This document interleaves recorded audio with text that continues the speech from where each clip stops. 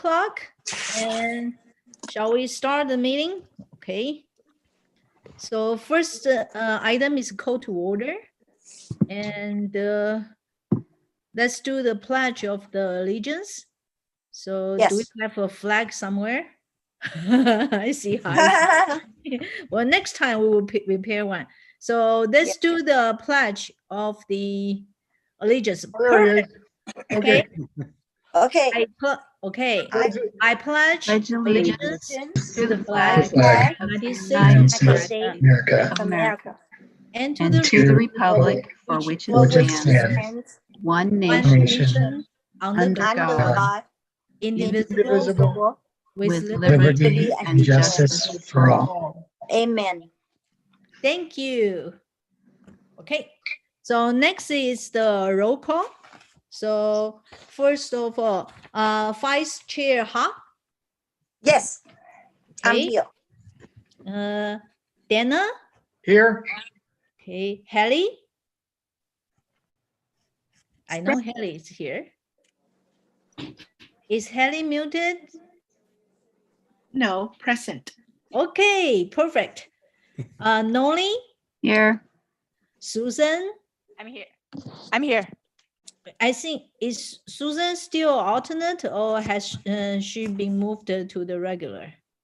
One question.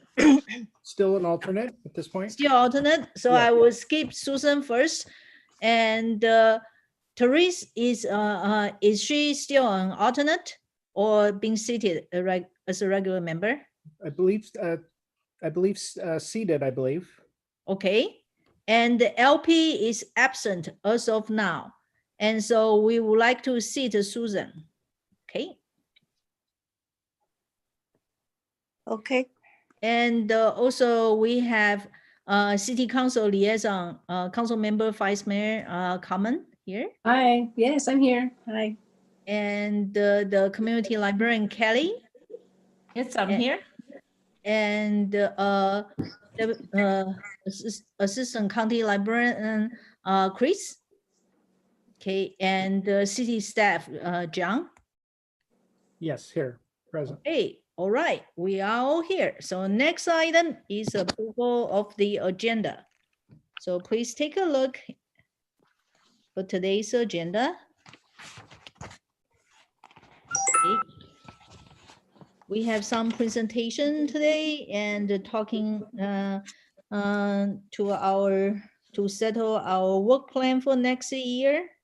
And also update from Dana about the library donors program. Okay. Okay, all is well. Do I hear a motion to approve the agenda, please?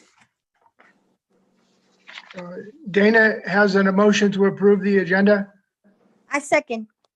In a hot second. All Yes. in favor, say aye. Aye. Okay, agenda is approved.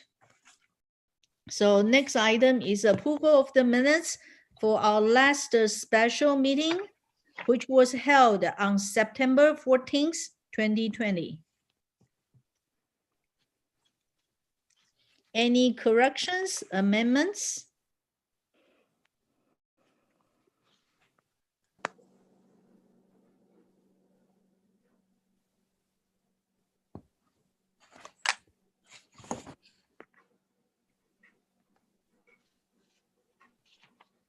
It's a very concise version of the minutes. I hope it's easy to be approved. Yeah. Okay. I motion to approve the minutes Okay. of September. Yeah. Motion. Any second? Dana seconds. And the And a second. Okay. Thank perfect. you. Okay. All in favor, say aye. Aye. Aye. Okay. And the next item is the public forum. It will be conducted slightly different. So let me read the guideline. Okay. First of all, anybody who wants to engage in oral public comments need to register first into this meeting.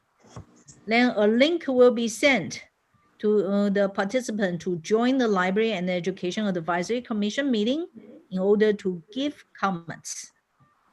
All registered meeting attendees who wish to speak must click on the raise hand icon when the meeting chair calls for public comments. If participating by calling in, dial *9 to use the raise hand feature. And when you are called upon, hit *6 to unmute your phone. Your phone number will be displayed in the live meeting. Staff will call the speakers to join. So first, and there is another paragraph. All comments provided shall be limited to 3 minutes or less, as determined by the meeting chair.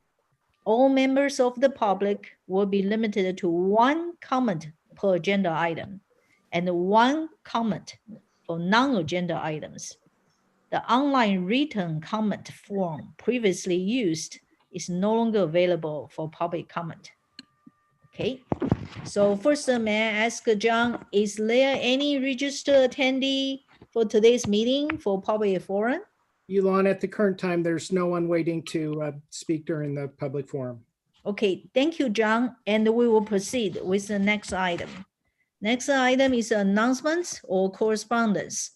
So first is the staff announcements.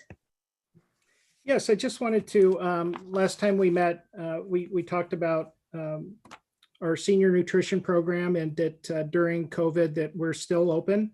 We're serving to-go lunches. I believe at the time we were averaging in the low 90s, but it's a program that's continuing to grow and serve our senior community. Last week we averaged 102 a day. So we're very, very proud of that. Another thing for the senior center is we, as we're trying to navigate the pandemic, our department is continuing to offer different programs, different virtual opportunities. We had the Pumpkins in the Park event, or a drive-through event in October. We also had a drive-through resource fair at the senior center. We had 132 cars that came through, and they were provided resources from the community. In fact, I don't know if you can see this, but we had the library was actually one of our agencies, provided resources, current library services and resources. So it was a wonderful event. The participants stayed in their car. Everyone wore their mask. We were able to provide them with a nifty bag filled with resources and treats, and everyone enjoyed it.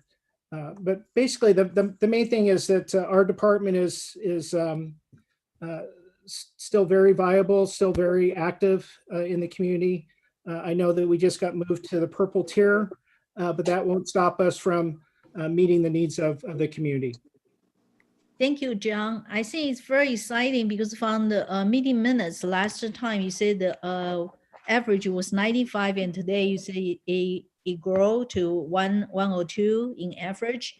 So I have one question. When you serve these meals, is it possible to pair with a library service to deliver books, if all possible, to the seniors? Well, I think we're certainly open to any potential opportunity. How would you envision that potentially working? Well, for Kelly, is it possible to treat this group of seniors as outreach patrons, or have them make appointments first and just treat the delivery of the meals as a outreach activity to deliver books and also to get the return books? Well, and let me clarify, we do offer lunch program, but it's to-go meals here at the senior center. Yes. Yeah, so they can, because in the past you have a vending machine. Library has a vending machine in the senior center, right? We did. It was unfortunately it didn't get the amount of use that we were hoping for, so it's no longer at the senior center. Yeah, somehow if the seniors can pick up their holds at the same time with meals, that would be great. I I went to the library today and found a lot of new books.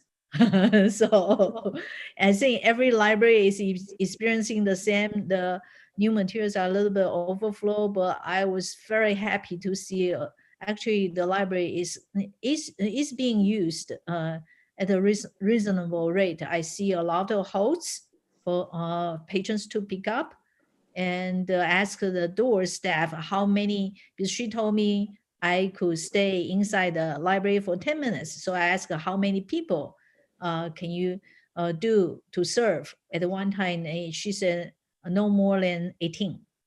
So I think, you know, the south wing of the library where the DVDs, language materials, and a couple other, you know, different types of materials people can browse.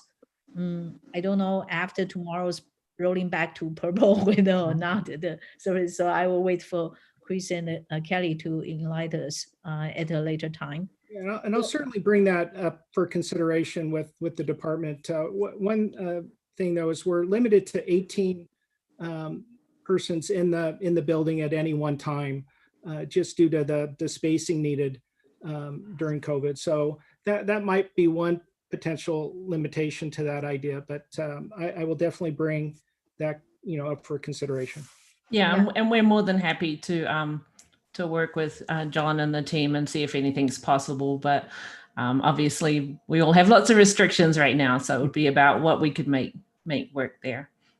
That's great, Kelly. Thank you. Thank you both. Okay, next item is commissioner announcements and updates. May I ask my fellow commissioners if there is any announcement or update you would like to bring to the group?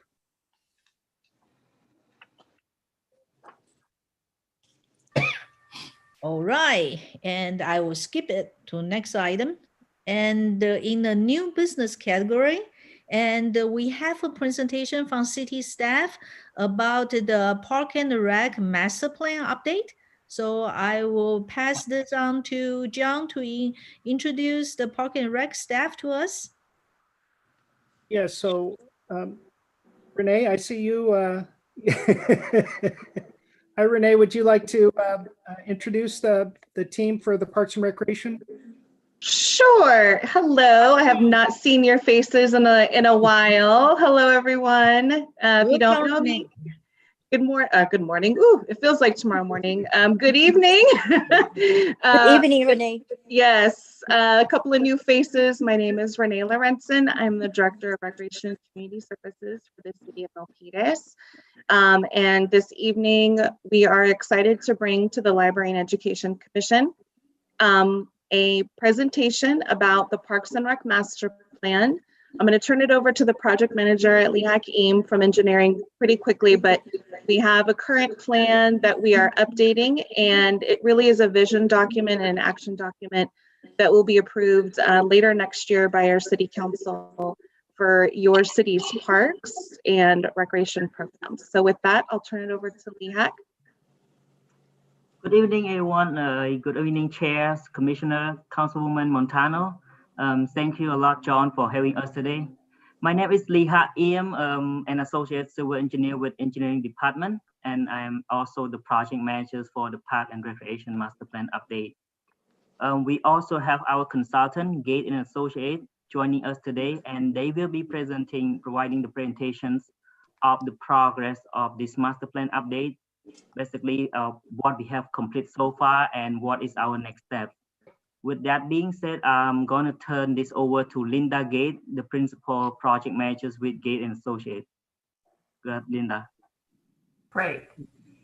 Thank you very much for inviting me. As LEHAC shared, my name is Linda Gates. I'm with Gates and Associates. We're a landscape architectural firm, and our mission is to get people outside. We think it's a better world if we all get outside, and obviously getting to work on park and recreation master plans is the best way to get people outside. So we're thrilled to be doing this project with the city. Next slide. So a park and recreation master plan update basically looks at the whole city. We go out and we assess the existing parks that you have now. In this park and recreation master plan, we've also added looking at some of the fees you charge for some of your programs. That used to be in-person programs, now online programs, and opportunities to do some cost recovery on that. So that's something we've been exploring in addition to looking at your existing park system. We then talk to the community to find out what they want, they need. We look at existing documents, and basically we create a roadmap that will guide the staff over the next 10 years of how they will make improvements or modifications to the park system, to programs, to events, and such like that. So this is what this is sort of an overarching roadmap for them. Next slide. So one of the things that's really great about working on the Park and Recreation Master Plan right now is it's parallel with your general plan update. And obviously, when you work on documents together, two major documents like this, you're able to coordinate efforts. We can see things that are coming out of the general plan, sort of projections on population growth and such, and then modify the Park and Recreation Master Plan to support that. A couple of guiding principles that have been coming out of the general plan that I think are really critical to the Park and Rec Master Plan is, one is serving the needs of all the residents of the community. This means longtime residents as well as some of the newer residents are going to be moving into the newer higher density areas. It means their seniors, it means your teens, it means people maybe who have mobility issues and challenge, or some of your more vulnerable populations, girls sports, boys sports. It's all the residents need to be looked at. The other thing that's really important in Milpitas, because you're primarily a built out community, is we really have to look at a lot of opportunities to collaborate with other public agencies such as the school district and the county to see how we can partner to meet the recreation needs, so that we really are being very efficient in how we use public funds and public land to really get the most benefit out of them. Next slide. So in addition to the general plan, you also have the Milpitas Metro specific plan that's being updated. You have the bike and pedestrian master plan and trails plan that's being updated. So as you can see, we're really getting a unique opportunity to sort of bring all these documents together at one time. So it's complex, but also really exciting. We're building upon, this is an update to the 2008 Parks and Recreation Master Plan. So it's been 12 years since the master plan was first developed. So we're looking at that and kind of seeing where will we go in the next 10 years. So it's kind of, we make this investment to pay it forward. Next slide. So the 2008 Park and Recreation Master Plan resulted in over $26 million in improvements to the park system. It included some of the new fields at the Milpitas Sports Center, the skate park, a number of parks got redesigned. You had the Adobe building get redesigned, and other sort of major improvements and playground improvements throughout the whole park system. So you can see where this blueprint is really important. It's a major investment the city makes in their park system, and so they need to have a strategy of moving forward. Next slide. So what we've been working on to date is some of the sort of an assessment of what you have. You have 36 parks right now, and we've been going out and looking at these different parks, assessing what condition things are in, what they need to, what improvements they need. We've also been looking at the demographics of the community. We're planning for a population growth probably of another 20,000 people before the next 10 years as we go forward. Also looking at how the diversity in your population is changing. I'm sure your population is aging. You have a lot of newer residents moving into sort of the higher density development. So we look at how those changes may impact sort of the recreation needs. We also do benchmarking, and benchmarking is where we look at peer communities, adjacent communities, and see how we compare to them. Milpitas is unique, so you develop your own set of standards, but if you're like me, often when I'm developing my own parameters, I like to know what others are doing. So one of the things we look and see, how many sports fields do they offer per thousand? How many tennis courts do they have? And then we see how we compare, and we create our own standards unique for Milpitas through that process. Next slide. So how we figure out this process is really through community engagement, asking people what they want. I mean, the plan needs to be tailored to Milpitas. It needs to reflect your community's needs and values. So we have multiple rounds of outreach in each part of the project. We're sort of doing the initial like visioning, like what do you want to see? What do you think of your existing parks? We completed that round one. Fortunately, we were able to enter it before we entered sort of COVID and SIP. So we were able to have some live interactions with people. We're now in round two. We're doing virtual meetings, focus groups, meetings like this to sort of make people aware that this process is going on and give them opportunities to participate. Next slide.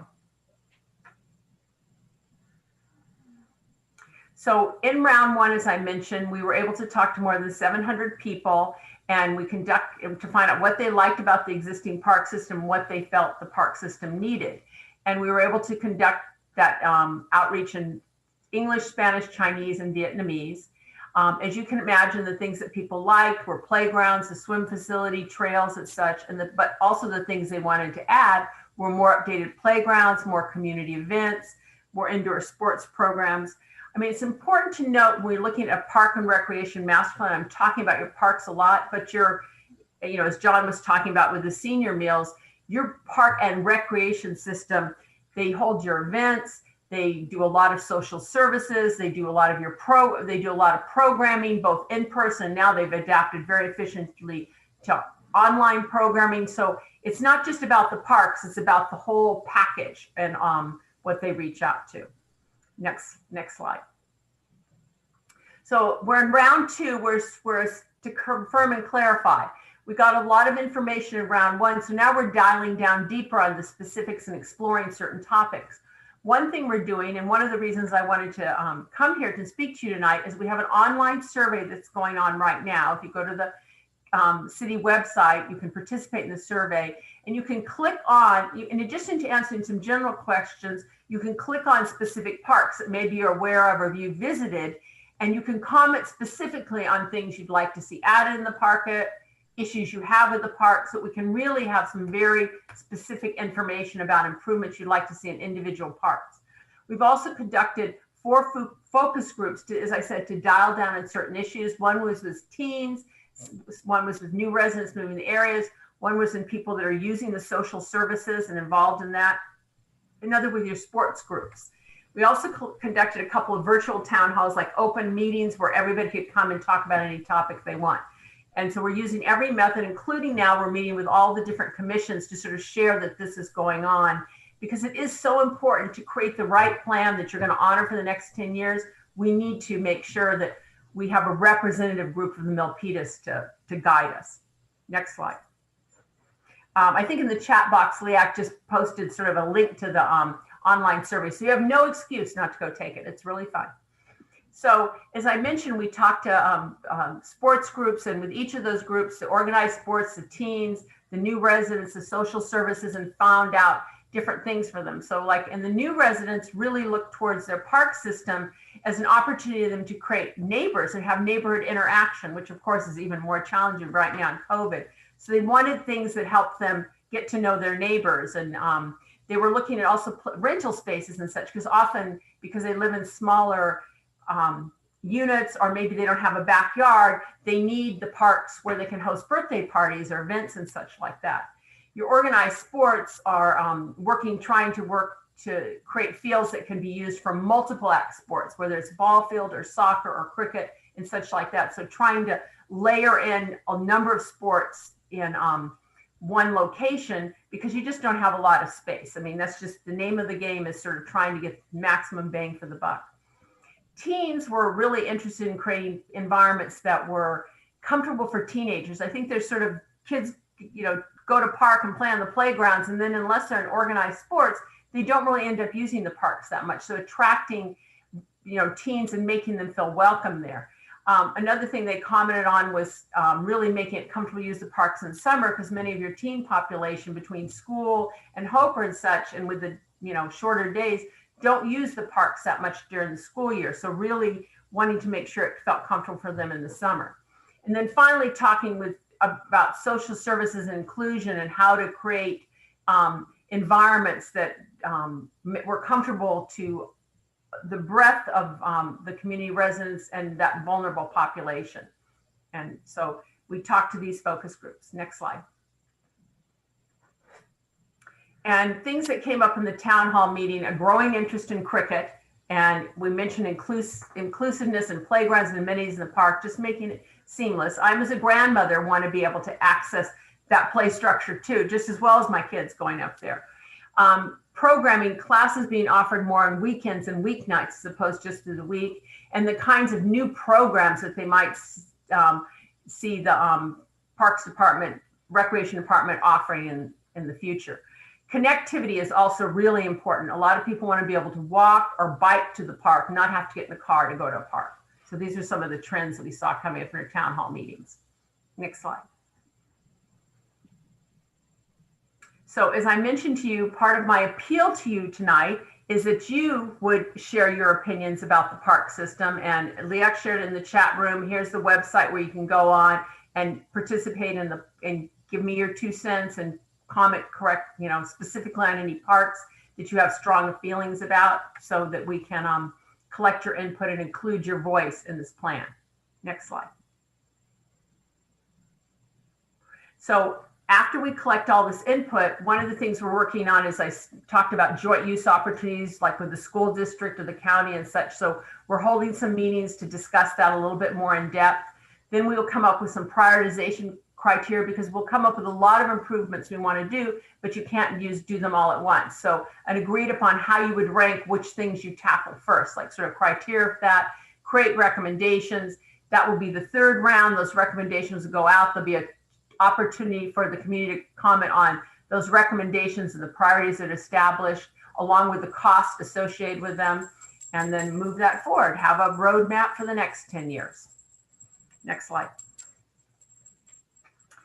And so now I see a lot of chats in the chat room. I don't know if that was questions that were coming up during the presentation, but I'm here to answer any questions you might have. Thank you, Linda. Any questions from our group? I tried to click to the survey link, and on the map, of course, there was a discussion for possible park right next to the library, but apparently it's not in the plan. So I will hold my questions until next time. Yeah, I know what you're talking about. Hey, Linda, I have a question. My name is Chris Brown. I'm the Deputy County Librarian. Just because I think parks and recreation, they're oftentimes really aligned with libraries in terms of out of school learning and recreation and giving people positive social activities. We can do messaging out to library card holders by community. And so if it would help to send out this survey with a little bit of language about, hey, as part of Milpita's service provider, the library is helping to get out word about the survey. I'd be happy to check in with our marketing department about that. Oh, that would be fantastic, as I said, because often, it's a better environment. The same people who use parks use libraries because they just believe in healthy community, and that would be really fantastic, because as you recognize, in this virtual world, helping people know what's going on is one of our challenges. So thank you, Chris. That would be fantastic.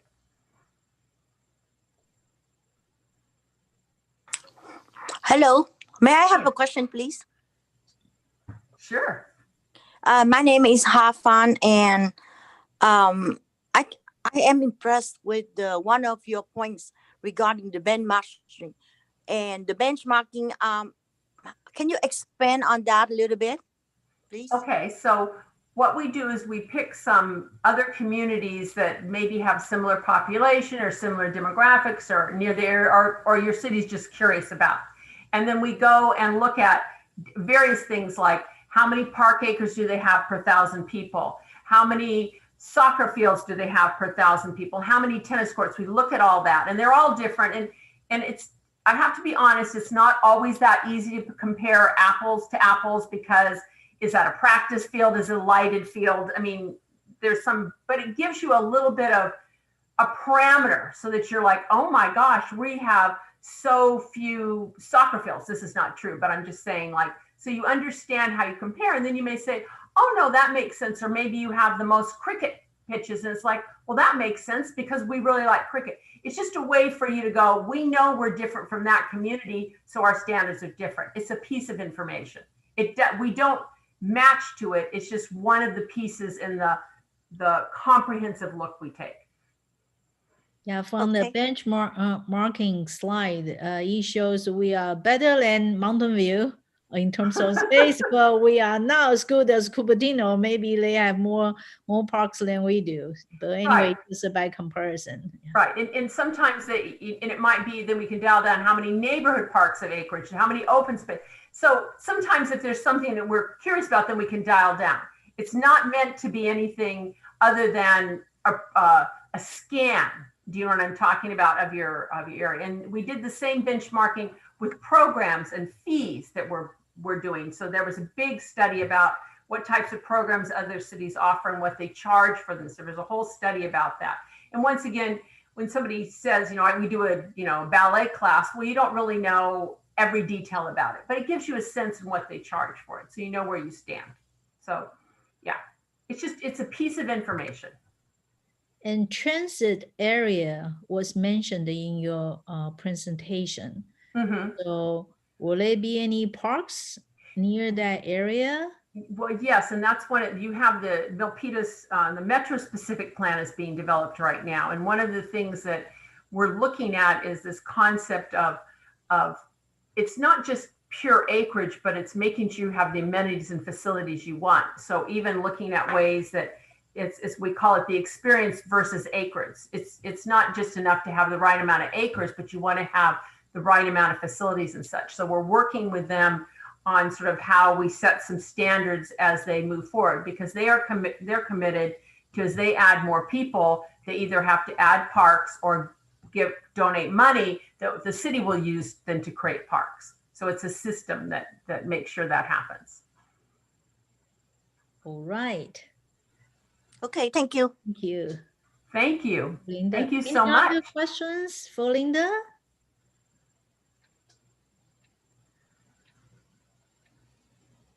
Well, thank you, Linda. Thank you, Renee. Well, thank you for letting me come. And I'm one of your library users right now too. So thank you for keeping libraries open right now. I don't know what I'd do without books.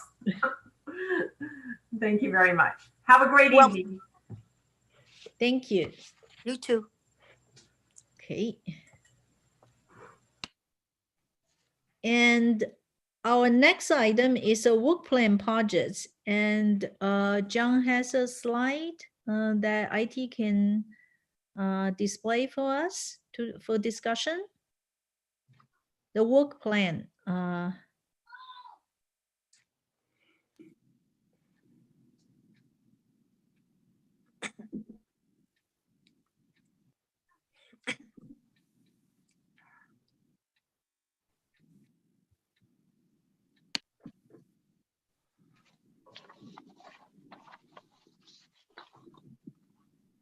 There it is. Thank you, John. Okay, this is a piece of work plan that John, do we need to vote and have it finalized for the newly elected city council? So we have a I'm sorry, excuse me, Yulan, I believe it's slated to go before the council tomorrow.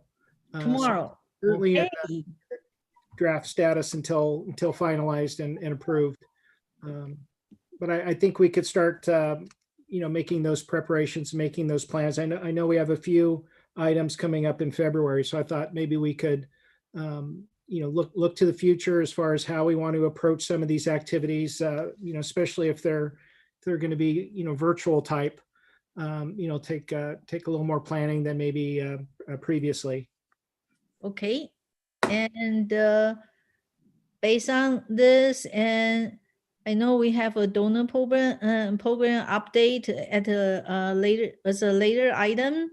What about other timeline? So I know, for instance, that Yulan, that we have the normally the county commissions forum in February.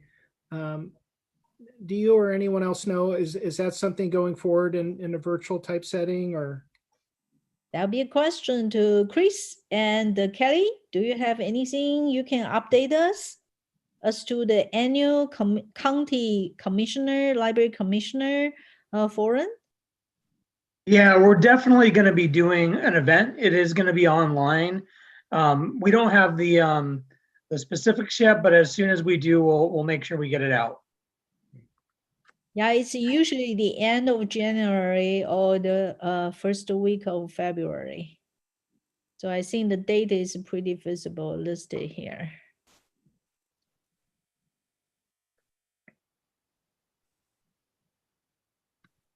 And of course, the summer reading program next year. We hope it will not be virtual. So John, I have a question. This is Dana.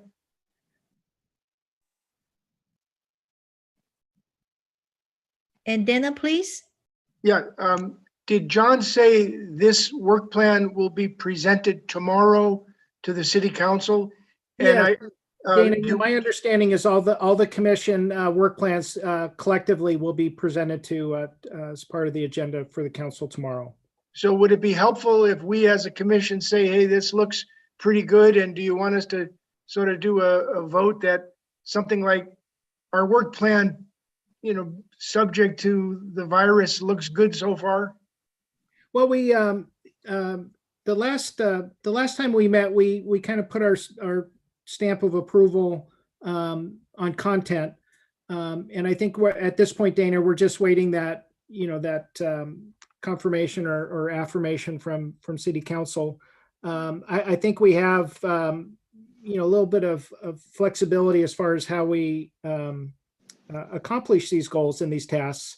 It'll just be a little more challenging for us in a virtual type world. But I think, yeah, but basically what we did last time, if you recall, is just kind of give our stamp of approval for content and what we wanted to go forward with. Exactly. And some of these items we weren't able to accomplish because it was, right at the onset of COVID. So some of these things are a work in progress as well. It looks good. And John, do we have a second page or just a one page? Just the one page.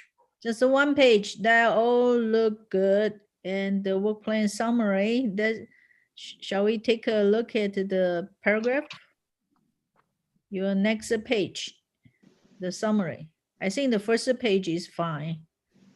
Yeah, I think it may just be a duplication of the commissioner's mission, right? Yeah, it's the same as on the first page. I'm sorry. Okay. Yeah. And so to my fellow commissioners, do we need a further discussion on this item, or shall we have a vote on it? And so this will be packaged to go to a city council meeting tomorrow from all commissions. Yeah, Yulon, I apologize. Good. I just want to clarify. We've pretty much already done that at our last meeting. Yeah, this is really about the next time we meet in January. Maybe which of these potential projects. Of course, it's waiting for the approval by council, but making that presumption. What are those tasks that we want to tackle? First thing, and then possibly add to our our agenda for next meeting, putting the focus on those tasks. And we will, as Chris mentioned, it sounds like the county commission forums will go forward. So, we can, I think we had everybody's participation last year, if I'm not mistaken. But we can make that accommodation, certainly. I know we have, a couple potential fall projects, a couple of things that would happen right at the start of the spring, as far as Dr. Seuss Day event and poetry. I think we had a poetry focus. So I guess that was kind of the purpose of putting that on here, is just to kind of look forward and what are those 2 or 3 projects that we want to shift our focus to, as we get into the new year in January. All right. This plan was discussed and voted by the entire commission. And by next January, we will have a new chair to this commission. but together, okay? We can all work together to the goals, okay? So Any? I have a question. Sure. Thank you, Come Chair. on, Thank you, Chairwoman. Can you put that, John, can you put the draft back up? Okay, so I recall that you guys had discussed, well,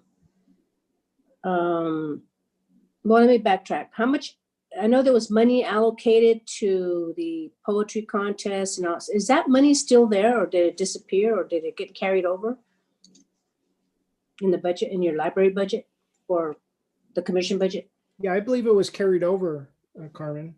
And how much is that? More or less, doesn't have to be exact. I saw this, it was around $2,000. I may be wrong. That's it?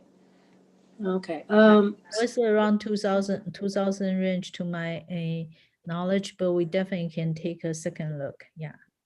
Yeah, because I recall that we had discussed, or you guys had discussed having those little, because you had mentioned earlier about possibly passing out books at the drive-through for the COVID, the meals that they give out.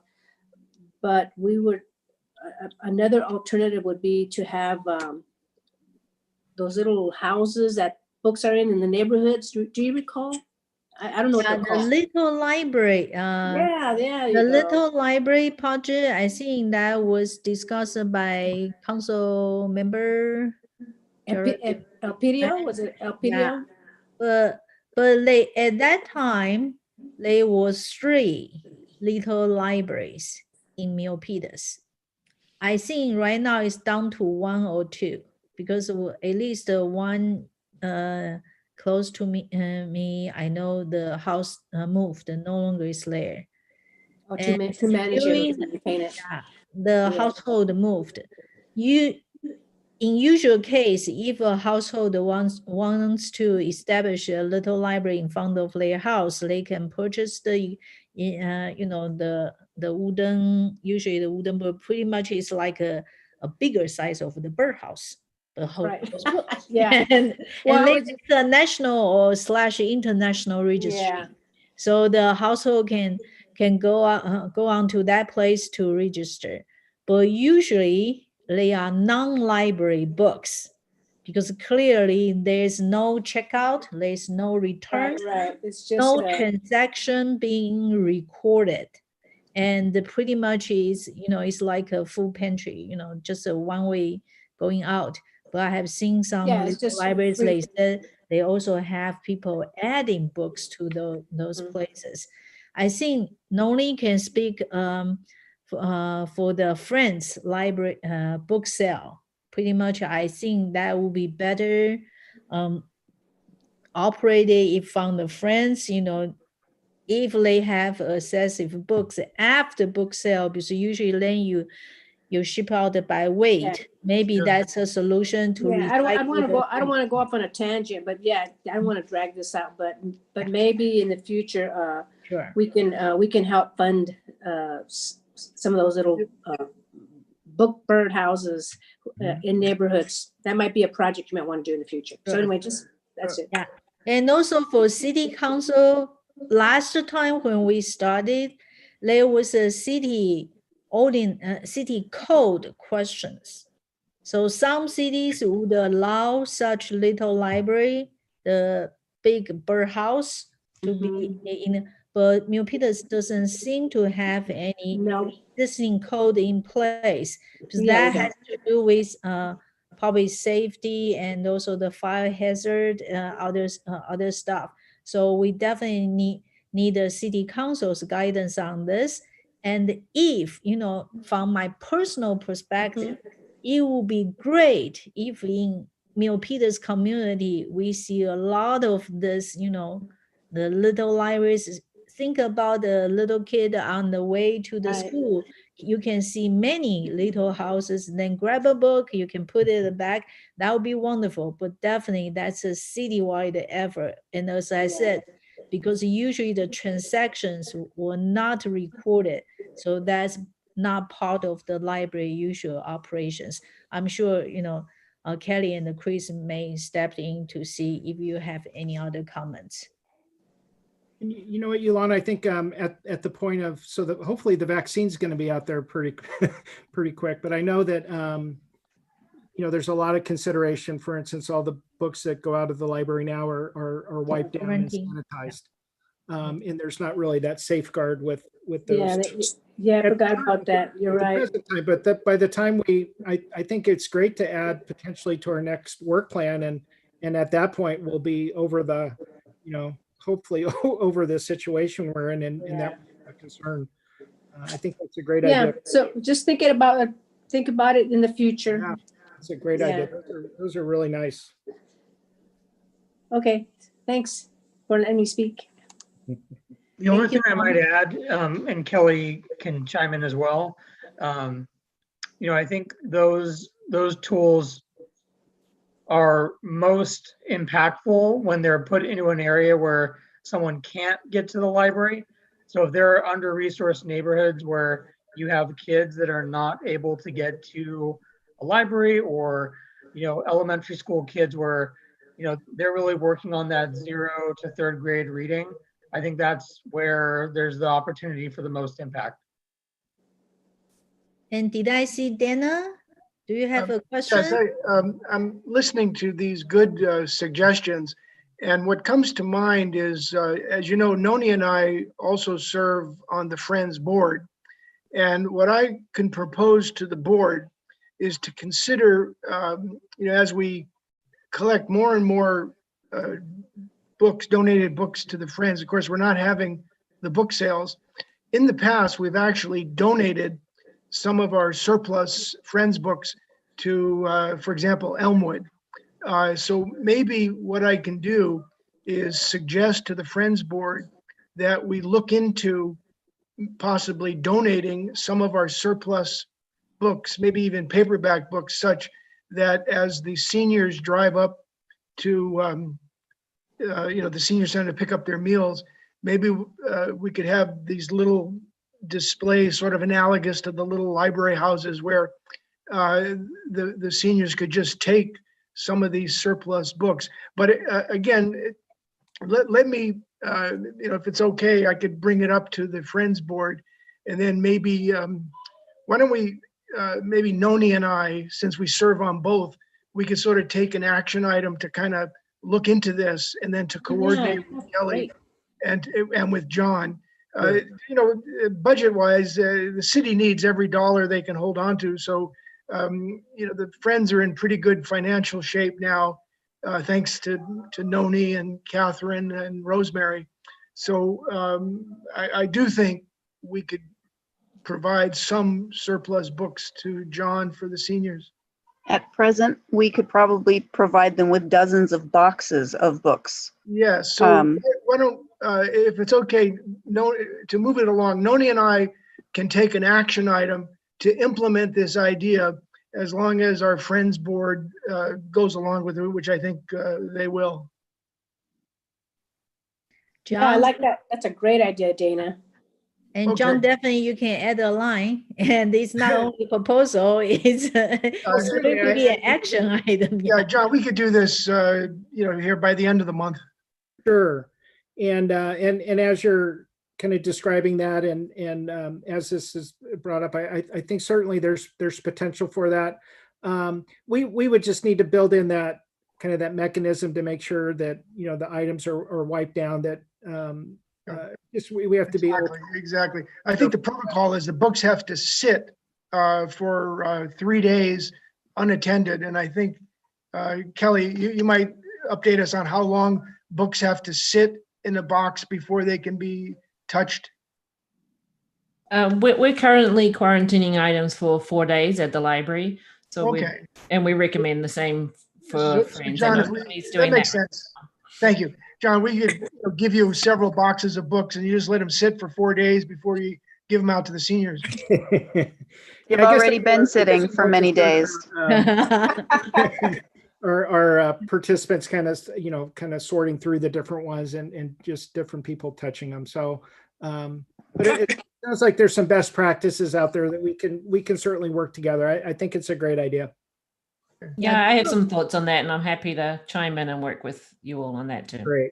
Thank Right, you. Kevin, that's great. Thank you. Yeah, most of libraries are currently quarantine books for 4 days, but I just heard from Sunnyvale, they are no longer quarantine books. So I haven't verified that part, but there is a latest study, but not from the library world, but from the medical world. They say most of the transmissions are not from the surface. So that's good to know. But for the library world right now, most of libraries are still doing 4 days for quarantine period. Being super safe. Yeah, exactly. Okay. Thank And you. Thank you, Yulan. thank you. And this One is the more thing, Yulan. Can you find out how much it costs to build one of those? You know, maybe I can find somebody to donate one and put it in a low-income neighborhood where, you know, kids can have. Sure, I can send a link to our group. If you Google Little Library project, Little libraries? Okay. Little Library. Okay. You know, Carmen, we could probably get the Eagle Scouts to build some of those. Yes, Oh, exactly. yeah. They range from, like, if you type in Little Library projects, and on Easty right now is $214, and some high-end ones was like $300. And I know some cities, they use their Boy Scouts and the Park and Rec projects, and they build those wooden little libraries and to give away. I think San Francisco Public Library also did a similar project. Or the Sonoma, I couldn't recall. They did it last year. Yeah. And I think have fun. You're into Boy Scouts and all that, right? Yes. Yeah. Well, start thinking. All right. Thank you. I guess I don't want to get bogged down on this item, but we could. Yeah. Carmen and I, we can work together on this, huh, Carmen? Oh yeah, sounds good. Thank you. And the next year will be a perfect timing when we Next year. rebuild our trust. You know, right now we don't step out, don't touch anything, right? Don't touch. No. Yeah, so no touch, no touch, no hugging, Yes. no kissing, right? So next year, hopefully, I think that would be a good timing for this kind of community teamwork projects. Really good plan. Thank you. Okay, thank you. And the next item on agenda is a library donor program. So I will pass to Dana to give us an update. Okay, well, the donor program update is pretty much finished. We have a new program with a new brochure. And what I would encourage all of you, the next time you're physically in the library, to look at the donor board and maybe pick up one or two of these brochures. And you'll notice on the back, we used to have 4 donor levels. Now we have 5. So we've added a level called Friends, and that is from $250 to $499. And as of today, we've already gotten 5 new donations. So you can see the donors, the new ones, up on the board in the library. We got 2 Friends, 1 bronze, and 2 silver. So the community librarian is the point of contact for the donors. So it's pretty efficient now. The money goes straight to the county library, and then they put it right in the library budget. And of course, the donors can specify either where best needed, or they can specify for a specific item like children's books or foreign DVDs. So I encourage you to all look at it, pick up a couple of these, and then do what I did. I talked to my neighbors, and the first one I asked, right across the street, I knew they had 2 young children that loved the library. So he immediately, he wanted his name up on the board. So he asked to put the family name up on the board under the Friends level. So I think with the lower level, it's much easier to get donations. Any questions? And Dana? Yes, please. Dana, if anybody interested, then can they call you directly, or who's the point of contact? Okay, that's what I said. Kelly, the community librarian, is the single point of contact now, and that is on the brochure. It gives both her, it gives her email address and her extension, the library phone number with her extension. So it's much more efficient now. In years past, sometimes we'd have to wait 6 to 9 months for the money to actually get to the library. So now it gets, into the library right away. Does that answer the question, Kelly? That brochure is at the library? That brochure? Yes, it's on display at the library right now. Yes. Okay. So I have a question. So last time when I made the donation, actually I made a check to the city of St. Milpitas. So now I should make it to the library? Yes, that's on the brochure. It specifies to make the check payable to the Milpitas Library and give it to Kelly, and then she sends it right on to Chuck at library headquarters, and he puts it right into the Milpitas library budget. Okay, and the second question is, in this contactless world, is it possible to have a link at the Milpitas library page about this library donor program? And does it take an online payment for donation? Nice. Good question. That's a good question.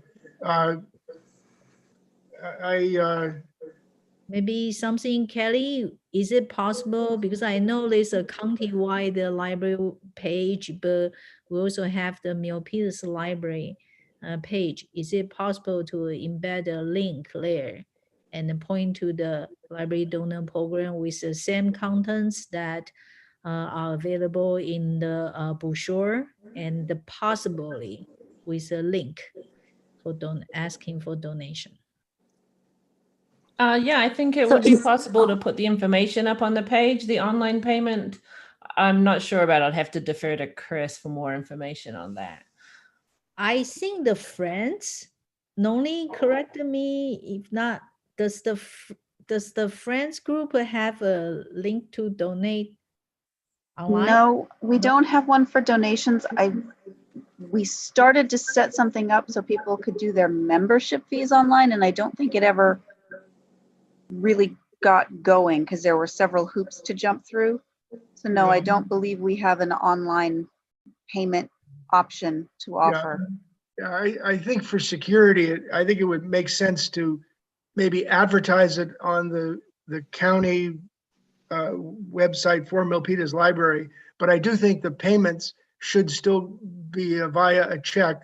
And that has to do, I think, with the tax, the library headquarters financial person, Chuck Griffith. He sends out a letter to the donor with the county tax ID number so the person could take a deduction.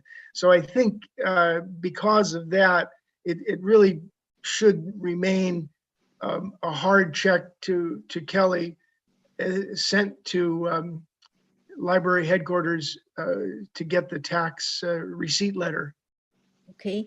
The reason I'm asking is for Santa Clara City Library, the Friends and the Foundation, they have an online link to make payments. After I make the payments, actually the Foundation's executive director will send a hard copy of acknowledgement letter as a receipt with the donation amount, and definitely with a 501c3 information for tax purpose. So that worked out. And for taking payments, they are, and just like Noni said, there are many hoops to jump through. and some sites will take a processing fee, but there are a lot of options these days. So maybe something, not only for the this donation program, but also something maybe the friends group will want to take a look as well. Okay, just a suggestion. Yeah, because I haven't used any paper bill for a couple months now. So Yeah, everything kind- is electronic. Yeah. I'm kind of surprised that we're not that far yet paying online with a credit card. That would promote our program much better. We can get more donation that way, because now people are stay away from checks, from paper bill, paper payments. It Yeah, makes sense. so online is better. Yeah, Dana has a valid concern for payment security, but I suggested first we need to have an online presence of this donor program. So hopefully wherever that information can land online somewhere, then with the link, and then we can do a little bit more promotion of it. I think it's a good idea, both from Yulan and from Ha, but Chris, would you be willing to maybe chat with Chuck Griffith on this topic to see what the logistics were, what the library headquarters would think about it?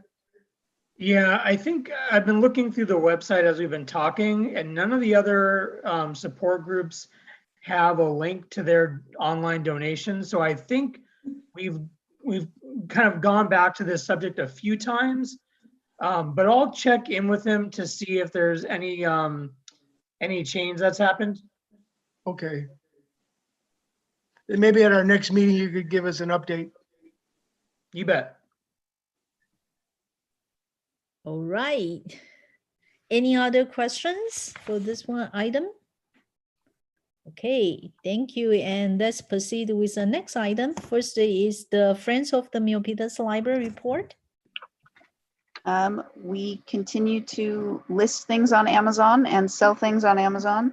We are taking donations on the first and third Saturdays of the month. People who can't make it then continue to drop things into our always open drop slot, and then we have to sit them in quarantine for several days before we can sort and scan and take care of them. But we've got a lot of boxes of books. I look forward to having book sales again because we have so many. Yeah, somehow people are doing a lot of cleaning during the pandemic. So I have seen books everywhere. Yes. Donation, yeah. Okay. Yulan, this is, can you hear me? This is Councilmember Montano. Can you hear me? My battery is really low. I didn't realize it was that low, and I don't see anybody anymore. So just in case I lose you. Okay. Okay. And why don't we do this? Shall we have a Commons report first from the City Council? Just in case I get lost, just in case Yes. okay, yeah, yeah. So on at our last City Council meeting, we were so happy that Measure F did pass. That is the 1/4 cent sales tax on all sales transactions in Milpitas. I think it'll give us $6 million a year, but that doesn't take us out of the woods though, because now, as you know, you found out today that the surge is back again. So now a lot of places of businesses are going to be closed, especially restaurants. So all those taxes, they go to the city coffers, but right now what's happening is they're the money's not coming in, the funding is not coming in, especially the TOT taxes.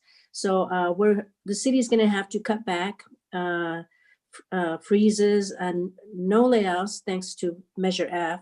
I'm glad that passed, so we don't have to go through those extremes. But just be aware that we are going to be holding a very tight budget, and I'm glad that the library is doing a fundraising campaign to the donations. So that's another way to sustain the library services or the things that we need in the library. What else? Oh yeah, and so you probably are aware that Councilmember Anthony Fan and Evelyn Chua are the presumptive council member elects for next year, and they will be sworn in December 15th. Let me see. I think that's it for now. I can't remember. I don't have my my agenda here, so to go on my notes, but those were the highlights. And also, you probably are aware that we're not doing any litigation on Home Key project. It was 3-2, and of course, in the democracy majority rules. And those of you that want to know my stance, why I voted against it, is because of constitutional rights with measure AB 83. I mean, not measure, but AB 83. That gives the state the right to just impose and put in whatever they, those Home Key projects. And I'm not against Home Key project. It's just that to me, it was more of, they took away our rights as a city, our sovereignty to make any decisions. We don't have any say so. And that project is going to be there for 85 years, something, or 55 years. So we don't know what will happen. We don't have any say so. What if it changes hands, so that's why I voted against it. But I do feel that we do need to provide supportive services for our homeless. But just to let you know, that was my stance. It's not against that I'm against homeless. It's just that I don't like how the state just took away our rights as a city, our sovereignty as a city to make any choices or any decisions. What else? Then we also discussed, well, I can't recall what else, but anyway, those are my notes for today. Thank you. Thank you, Carmen. Okay. And the next item is county librarian report. Chris, please. Yeah, and let me just share my screen. Let's see.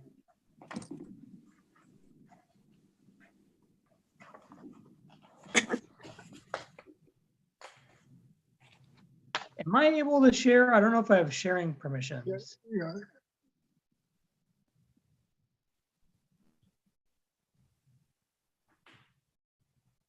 We saw it briefly. I don't think that was mine. That Hang was on on one sec. IT support. That was the IT, I think. Okay, can you see Jennifer's county librarian report? Not No. yet. Okay, let me try that one more time. It says you cannot start sharing a screen while others are sharing. Oh, Yulan, I think if you stop sharing yours, I can share. I am not sharing any screen. It's We're IT. taking care of it. Okay. And it's the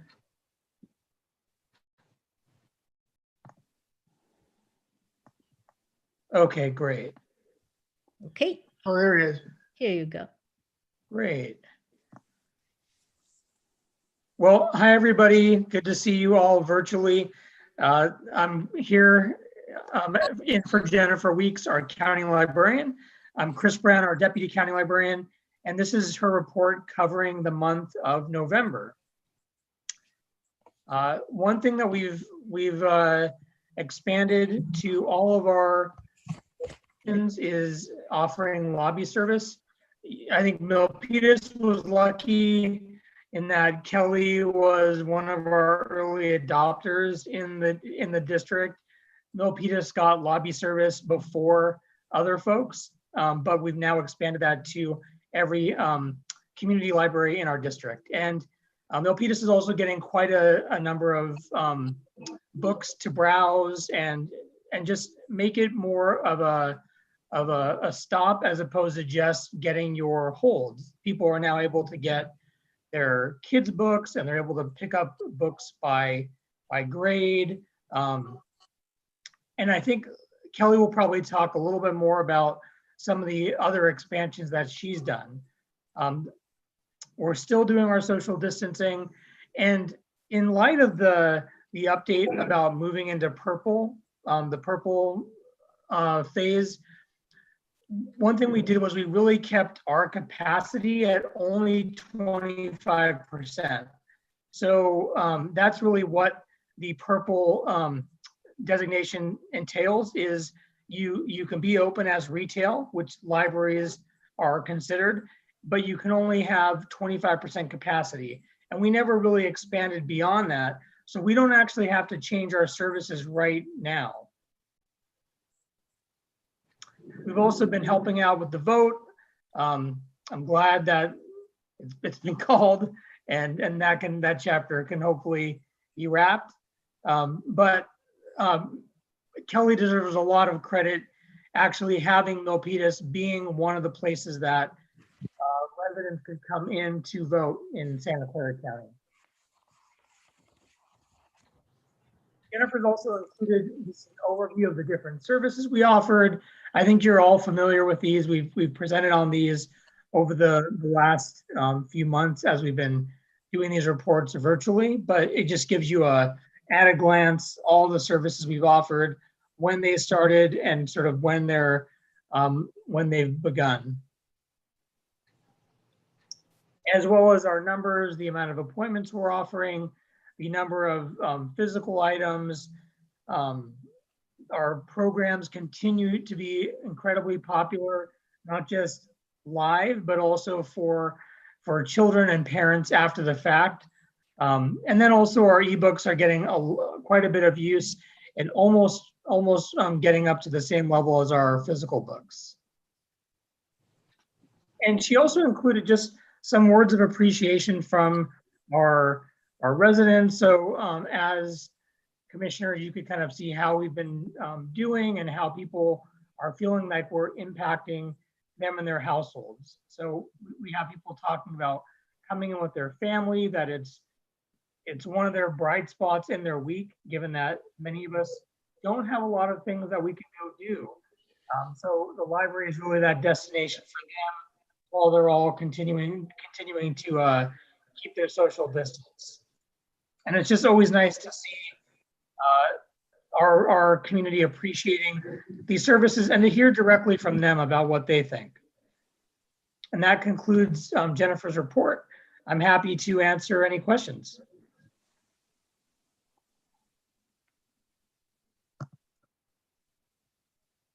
Chris, Chris, this is Dana with a question. Hey, Dana. Thank you for attending tonight. My question, the build project, the new building project at headquarters, has that sort of all been put on hold because of the virus, or is it proceeding?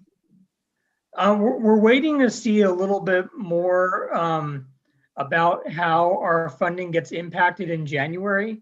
So I think we have to get a little bit more information from the state about ERAF funding that we see.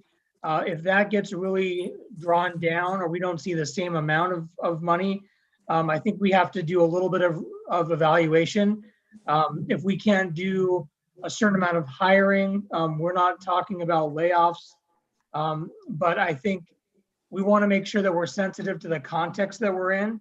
We don't want to, be working on a large new building when maybe we can't continue to offer certain things. So we just want to make sure that we make those decisions in light of our funding picture. So January, okay. Okay. Thank you, Chris.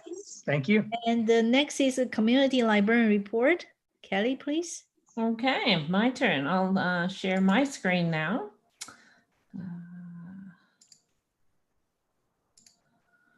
Okay, hopefully you can see my little slideshow there. So just a brief report from the library, and Chris has already covered a lot of things, but I just want to talk about it. So that first picture there was when we first opened lobby service, and as Chris mentioned, we were one of the first libraries to trial lobby services back in September. So we've been doing it for a little while now, and we were very excited to be able to welcome patrons back into the building, even in just a small way. And it's been very successful so far. In October, over 7,000 people walked through the doors into the Milpitas lobby, and over 36,000 items were checked out. So we have seen a growing increase in patrons, and I'm really happy to see them back in the building. And I just included a picture of our beautiful new self-check machines, which we started with when we opened the lobby. So we have these fabulous new machines that people get to try out, and I like them because they go all different colors, which was very entertaining for me. So. And as Chris mentioned, we were a vote center. We did early voting for 3 days, as well as voting on November 3rd. And the vote center staff let us know that just over 1,000 people came to vote at Milpitas Library during those 4 days.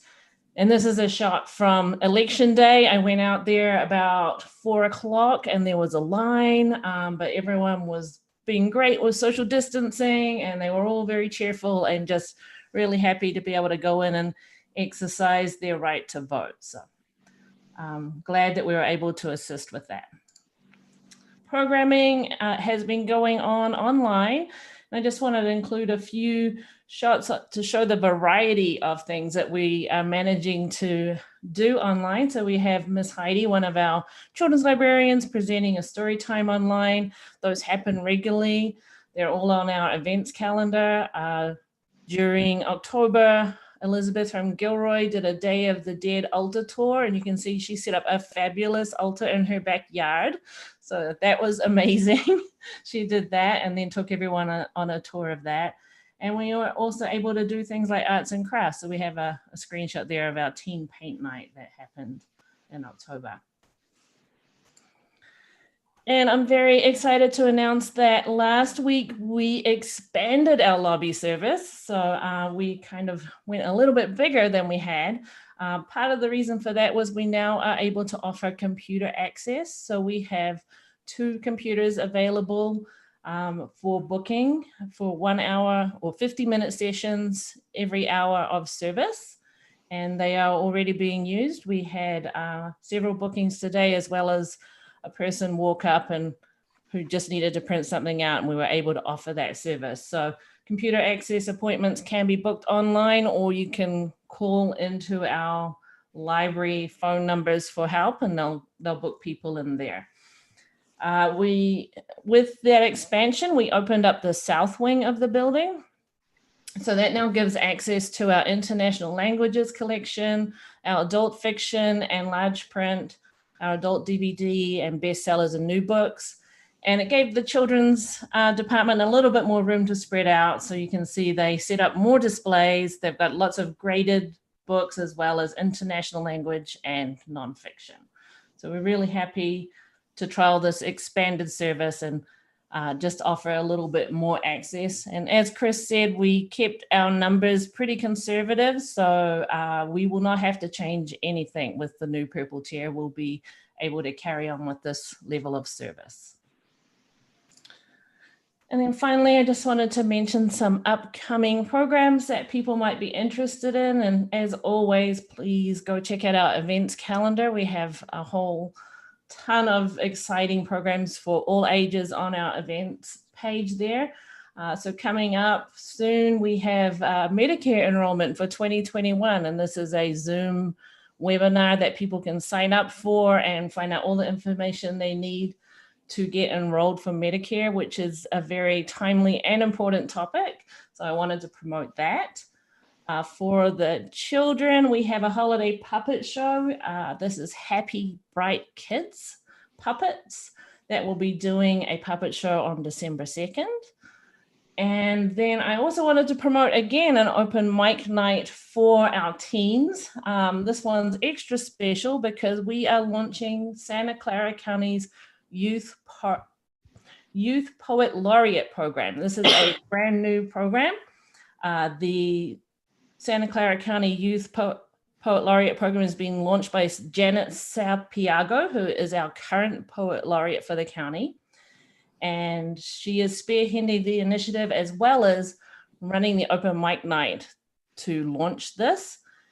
And the open mic night will feature 4 guest poets, and one of them is a former Milpitas Library Teen Poetry Slam champ, Liala Zaray, and she'll be doing a poem at the launch of that. So they're taking applications for youth that are interested in being the Youth Poet Laureate for the county. And be really great if people could promote it. All the information for that is on the events page, and you can also see a website there where they can apply, which is sccyouth.laureate.com. That is my presentation, and I'm happy to take any questions. Hi. Well, Well, it might sound silly, but the holiday puppet show, is it online or virtual? It is online, so you can sign up online to attend. We also broadcast these on Facebook, so this will be broadcast on Facebook Live, and people can watch it through there. Thank you. I just have a comment here. After months of shelter in place, pretty much shut ourselves indoor, going back to the library with my daughters feels great. It's just put a smile on our face on that day when we walk through the door. So thank you to Kelly and Chris at the county side too for the effort of opening up the library. Thank you. We're really happy, and we've got a great team at Milpitas that are working really hard, and happy to see people coming through the doors. Thank you for visiting us. the sign on the street side facing the main street, it still says closed. The So small one on the front door? the small one on the front door. I did know that, and then I did not fix it, so I will do that when I go in there tomorrow. Because today I fixed the other ones, but not that one. saw the big one says Monday and Tuesday 3 to 7. So I swing by at 4:30 because this is my first time going back to the library into the lobby. But I first went to the front entrance. It says closed, but I saw people inside. So then I walked through the back door. I will fix that tomorrow. I'll write it down. Yeah, it's very nice to walk into the library, and also the new checkout machines. They are fantastic. I like the big screen, and you have the payment system right there. So maybe add a link there if people want to donate there. Then you take the you can take the payment. Add $1 there or add a bigger one. Then you can get your name onto the board, donor board. Okay. Yolanda, Dana, with one quick thing, I just thought of it. The Friends board voted to help the library staff with small things like Starbucks coffee and snacks in their mailbox. So again, give a shout out to Noni. Through her efforts, our budget is surprisingly in very good shape. So we were happy to help the library staff with several items. Perfect. Yeah, Very much appreciated. Yeah, that's great. Greatly to know. Yeah. Well, from the commission, we don't have financial support to the library staff, but we will provide mental support. With all our gratitude. Okay. Okay. May I have a question, please?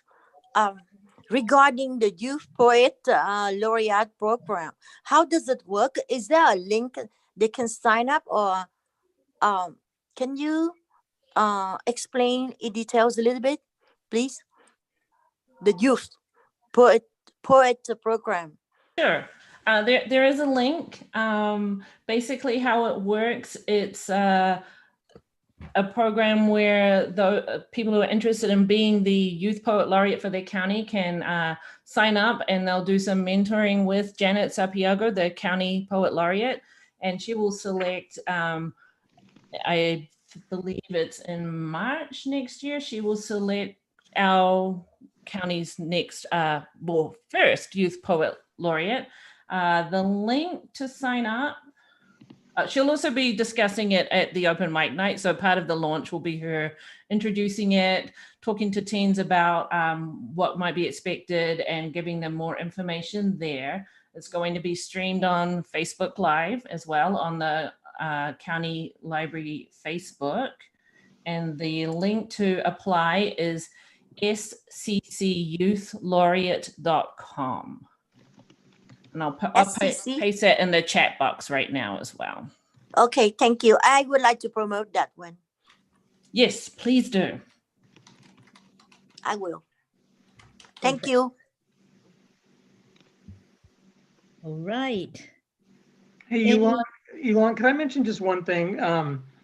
Just want to call out Kelly and her team because they're really the first ones in our district to open their lobby service, but more so when you look regionally, the city libraries near us and San Jose, they have not yet opened up lobby service.